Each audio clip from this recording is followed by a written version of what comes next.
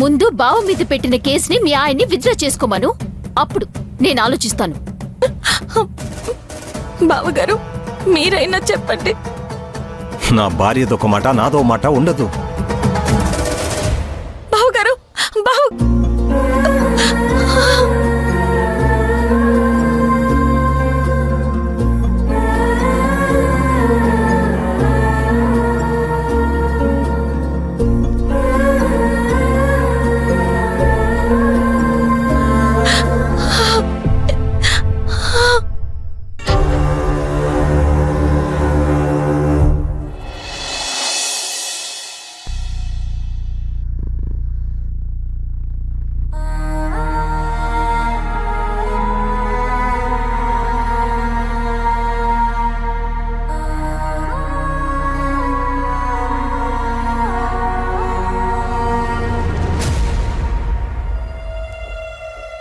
భూమి వెళ్ళావా? రాఘవ్తో మాట్లాడావా?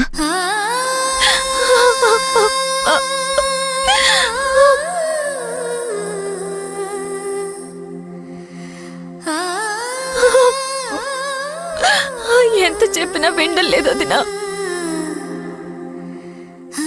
వినడు అని ఎంత చెప్తున్నా వినకుండా వెళ్ళావు కదమ్మా.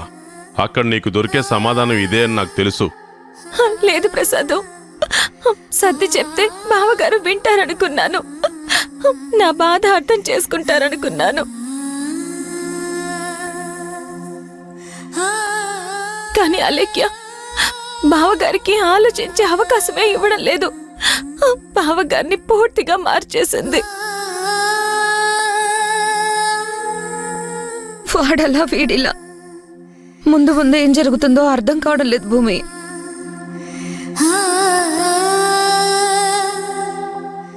భూమి, ఏం జరగాలని రాసిపెట్టుంటే అదే జరుగుతుంది. ఉదయం నుంచి ఏమీ తినలేదు. కొంచెం అన్నం తినవే. వద్దమ్మా, నాకేమీ వద్దు, నేను తినలేను. ముందు మాధవ్కి ఏం కావాలో చూడండి. తను తిన్నాడో లేదో ఎవరైనా పట్టించుకున్నారా?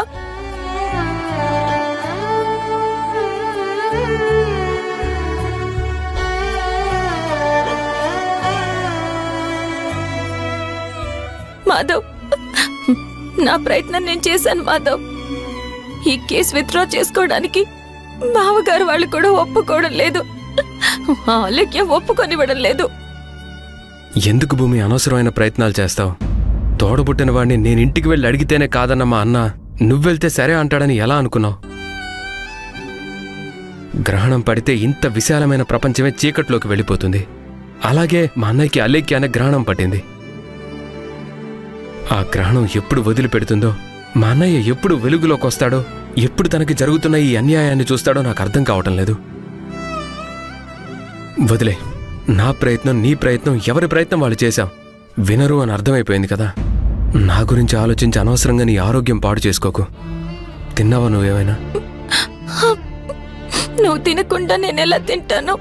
సర్లే, ఇద్దరం తిందాం.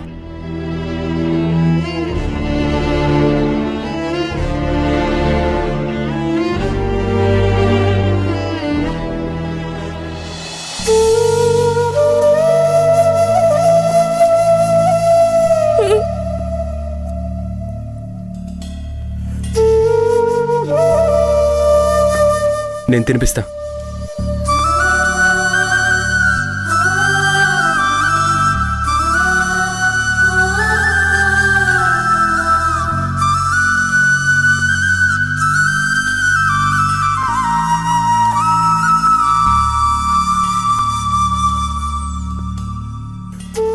బాధపడకు భూమి.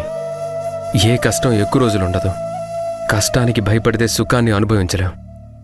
ఈరోజు సుఖానికి పొంగిపోతే రేపటి కష్టాన్ని భరించలేం. ఈరోజు పడే కష్టం అంతా రేపు మన పిల్లలకి పాఠాలుగా చెప్పడానికి పనికొస్తాయి. మన అనుభవాలే కదా వాళ్ళకి జీవిత పాఠాలవుతాయి.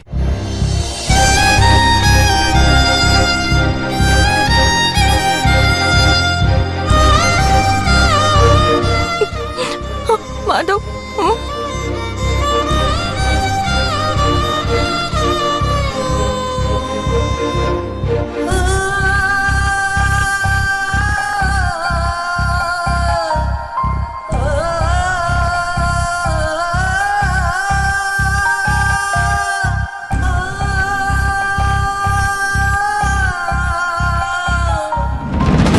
ఏంటమ్మా ఇలా పోలీస్ స్టేషన్లో ఉండకూడదు, వెళ్ళండి. మీకేం అడ్డులేం కదండి, మా తమ్ముడిని చూసుకుంటూ ఇక్కడే ఇలా కూర్చుంటాం. అలా ఉండకూడదమ్మా, రూల్స్ ఒప్పుకోవు. మా పై అధికారులు ఎవరైనా వచ్చారంటే మమ్మల్ని తిడతారు. బయలుదేరండి.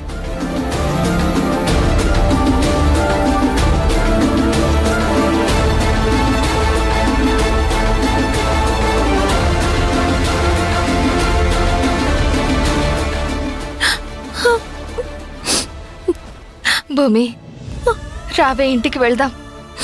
మాధవ్ లేడని నన్ను ఇంటికి రమ్మంటున్నావా అమ్మా? హ, మాధవ్ ఉన్నా లేకపోయినా అదే నా ఇల్లు. నా ఇల్లు వదిలిపెట్టి నేను ఎక్కడికి రాను.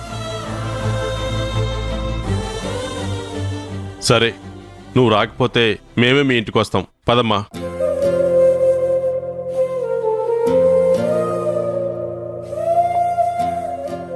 రా రా పదమ్మా. భూమి.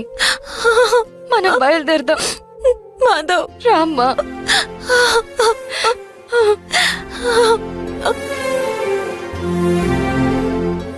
అమ్మా మహాలక్ష్మి, నిన్ను ఆ గడప తొక్కొద్దన్నారు కదా.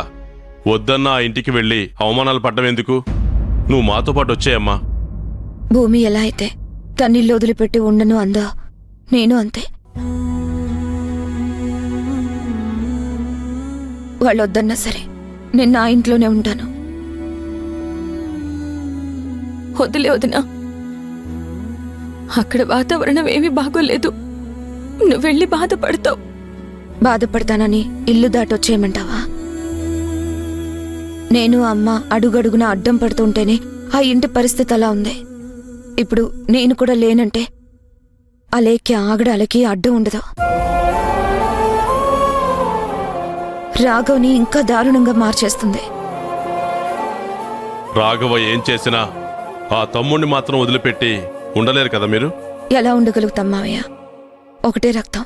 పరిస్థితులు మా బుద్ధులు మార్చాయేమో, మా రక్తంలో ఉండే ప్రేమని మార్చలేవు. నేను ఇంటికే వెళ్తాను. నా గురించి మీరేం ఆలోచించకండి. అది కాదు మహాలక్ష్మి, ఇలాంటి పరిస్థితుల్లో 2 రోజులు ప్రశాంతంగా మాతో ఉండి ఇంటికి వెళ్ళొచ్చు కదా. లేదత్తయ్య గారు, నేను వెళ్ళాలి. ఒక్కరోజు ఇంట్లో లేకపోయినా అక్కడ పరిస్థితులు పూర్తిగా మారిపోతాయి. నిజమే అక్క, అన్నయ్య పద్ధతులు మారుండొచ్చు, ఆలోచనలు మారుండొచ్చు.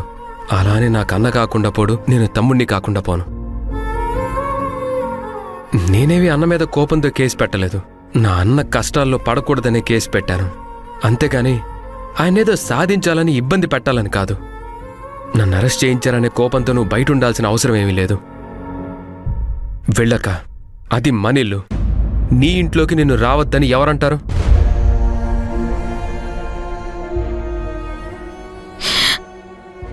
నిన్నిలా వదిలిపెట్టి వెళ్ళాలని లేదురా, కానీ వెళ్ళక తప్పడం లేదు. నాకేం కాదులేక, మీరు ధైర్యంగా ఉండండి. అమ్మ కంగారు పడుతూ ఉంటుంది. నువ్వు వెళ్ళి కనిపిస్తే కాస్తైనా ప్రశాంతంగా ఉంటుంది. వస్తాన్రా, జాగ్రత్త.